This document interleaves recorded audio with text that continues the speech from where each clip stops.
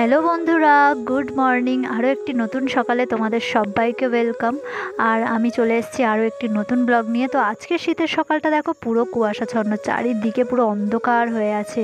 আমি তো ভাবতেও পারিনি যে এখন প্রায় 8টা বাজে। তো আমি সকালে উঠে ভাবলাম যে বাইরেটা এত অন্ধকার কেন লাগছে, কিন্তু তারপরে বাইরে বেরিয়ে দেখি পুরো কুয়াশা ভরে গেছে। তোমরা দেখো, তো আজকের মনে হচ্ছে খুবই গরম পড়বে বেলার দিকে।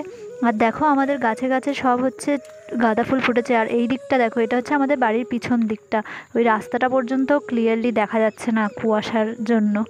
তো যাই হোক, আমি ঘুম থেকে উঠেই দেখি ঘরের মাঝখানে অজ্ঞান হয়ে পড়ে আছে এই মহাজন। তো এই মহাজনই হচ্ছে আমাদের হোম থিয়েটারটা পুরো কেটে দিয়েছে বন্ধুরা, যার জন্য আমি আর গানও শুনতে পাচ্ছি না। তো যাই হোক, বাইরে দেখো আমাদের কসমস ফুল গাছে ফুল ফুটেছে। তো এই কালারটা কালকের কিন্তু অন্যরকম ছিল, আজকের আবার পুরো গাঢ় পিঙ্ক হয়ে গেছে। তো বেশ ভালো লাগছে। এখানে একটা আছে আর এখানে হচ্ছে হালকা পিঙ্ক কালারের একটা আছে। তো বন্ধুরা, যে সমস্ত গাছে ফুল যখন প্রথমবার ফোটে কেমন লাগে তাই না? দেখতে কিন্তু খুব ভালো লাগে।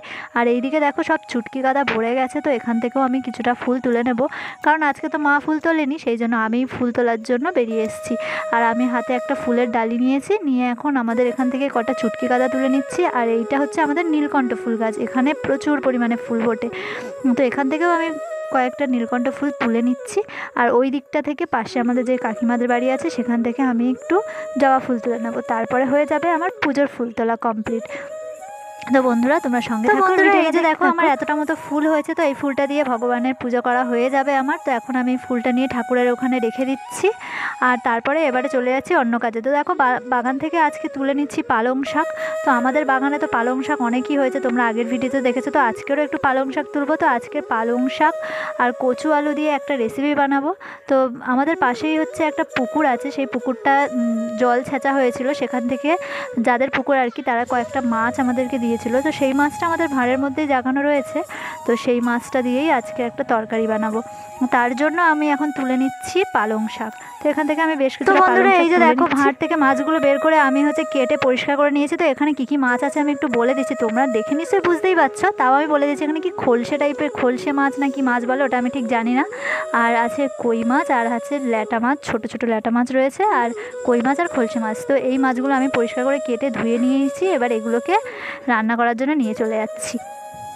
তো বন্ধুরা, এই যে দেখো আমাদের বাগান থেকে আমি এখন তুলে নিচ্ছি ধনেপাতা। আর পাশে দেখো, পাশেও কিছুটা ধনেপাতা গাছ বেরোচ্ছে, আবার নতুন করে মা হচ্ছে ছড়িয়েছে ধনে। আর এইগুলো হচ্ছে আমাদের গাজর গাছ। তো গাজর গাছগুলো কিন্তু দারুণ হয়েছে। আর এই যে দেখো তোমরা যে কচুগুলো দেখতে পাচ্ছ, যেটা দিয়ে আজকে আমি তরকারিটা বানাবো, সেই কচুগুলোও কিন্তু আমাদের গাছের কচু, মানে আমাদের দেশের বাড়ির বাগান থেকে বাবা এই কচুগুলো তুলে নিয়ে এসছে। তো এখন এই কচুগুলো দিয়েই আমি রান্নাটা করব। কচু, পালং শাক আর আলু দিয়ে ওই মাছগুলোর তরকারি হবে। তো বন্ধুরা, তোমরা সঙ্গে থাকো আর আমি সবজিগুলো চটপট কেটে নিই।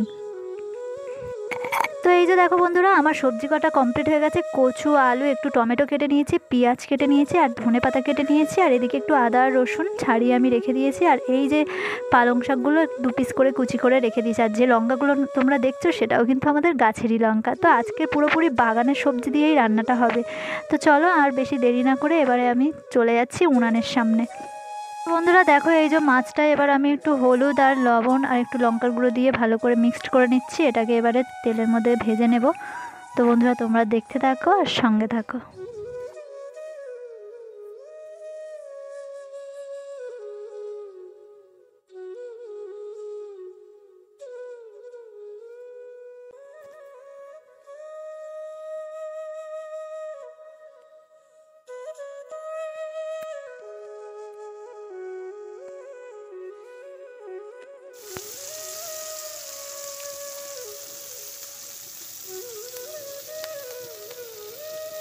তো বন্ধুরা দেখো, এই যে আমার মাছ ভাজা কমপ্লিট হয়ে গেছে। আর এইবারে আমি এই মাছ ভাজাগুলোকে একটা পাত্রে তুলে নিচ্ছি। তো এই যে দেখো আমি তুলে নিয়েছি পাত্রটার মধ্যে। আর এইদিকে উনানে সেই কড়াটা বসানোই আছে, ওই কড়াইতে আমি কেটে রাখা আলু এবং কচুটা হালকা করে ভেজে নেব। তো তরকারি করার আগে ওই সবজিগুলো হালকা করে একটু ভেজে নিয়ে তারপরে আমি তরকারিটা বসাবো। তো তোমরা সঙ্গে থাকো আর ভিডিওটা দেখতে থাকো। তো বন্ধুরা, এক হাতে উনান জাল দিতে হচ্ছে, আবার হচ্ছে এক হাতে ক্যামেরা ধরে আছে, তো সেই জন্য একটু প্রবলেম হচ্ছে। তো যাই হোক, আমি কচু আর আলুটা এইভাবে অল্প করে লবণ আর একটু হলুদের গুঁড়ো দিয়ে এইভাবে ভেজে নিচ্ছি।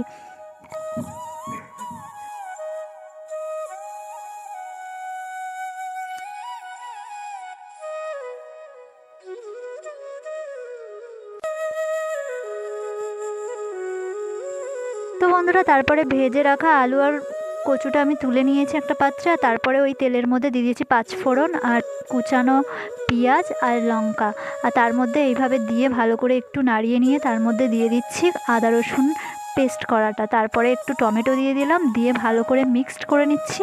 এরপরে আস্তে আস্তে সবজিটা দিয়ে দেবো।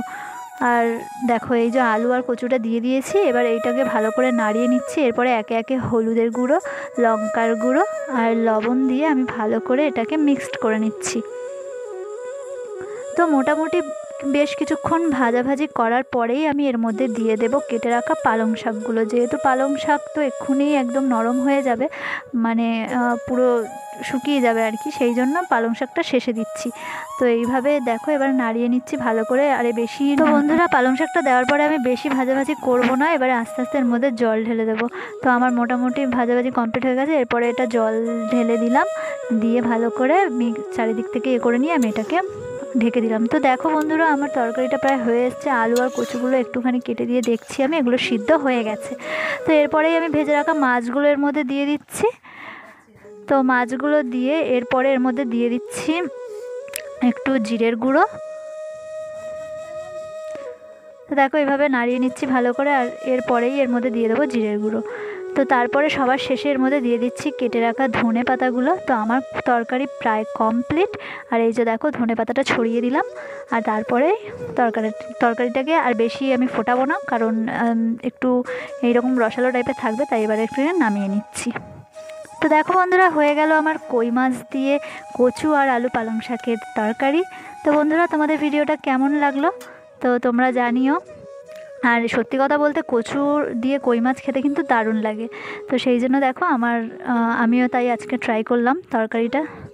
তো বন্ধুরা আজকের ভিডিওটা এই পর্যন্তই, আর বাড়াচ্ছি না। তো যদি তোমাদের ভিডিওটা ভালো লাগে অবশ্যই একটা লাইক করে দিও, আর কমেন্ট করো, আর সাবস্ক্রাইব করে দিও আমার চ্যানেলটা। যারা আমার নতুন বন্ধু তারা আমার চ্যানেলটাকে অবশ্যই সাবস্ক্রাইব করো, যারা করেছো তাদেরকে অনেক অনেক ধন্যবাদ। আর দেখা হবে নেক্সট ব্লগে। ততক্ষণের জন্য তোমরা সবাই ভালো থেকো, সুস্থ থেকো। আর যারা যারা এতক্ষণ পর্যন্ত আমার ভিডিওটা দেখলে তাদের সবাইকে অনেক অনেক ধন্যবাদ। তো